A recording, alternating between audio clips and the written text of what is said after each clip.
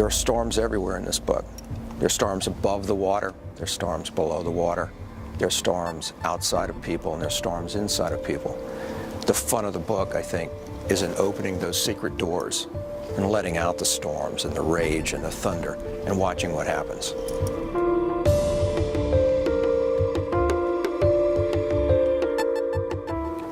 I think this book is about seeing clearly, and it's about putting Joe Pike in a world where he has to look beyond those surfaces, beyond what people tell him, and find out what the truth is.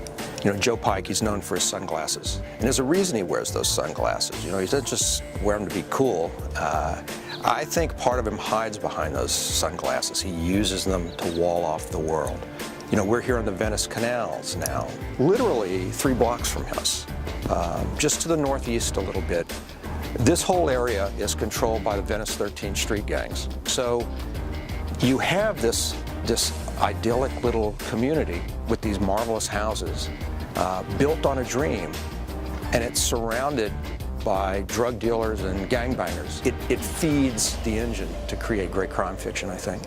The Sentry kicks off with accidental meetings.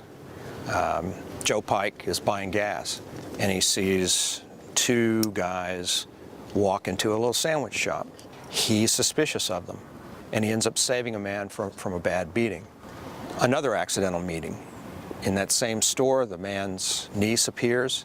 Joe sees this woman. She looks at him. Eye, that mysterious spark that so many of us wish would happen, and his life changes. And after that is when looking past the lies and under the surface of this water begins to occur. And then when killers like Daniel appear, when it turns out that there are criminals from the Gulf Coast, post-Katrina, who show up in Los Angeles looking for this girl and her uncle, Joe Pike has to pit himself against all these people in an effort to save this woman he's just met, the woman who for the first time, maybe in years and years in Joe's life, has given him that little spark. That's a very special story. The Sentry contains, I think, the creepiest character I've ever created.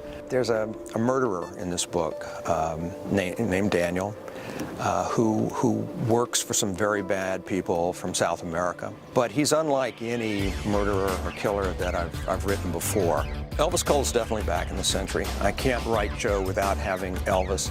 Elvis has a major role in the Sentry. I think Elvis and Joe probably share their most tragic moments in this book, and it becomes a true test of their friendship. And that's what these books are really about, the friendship between these 2 guys.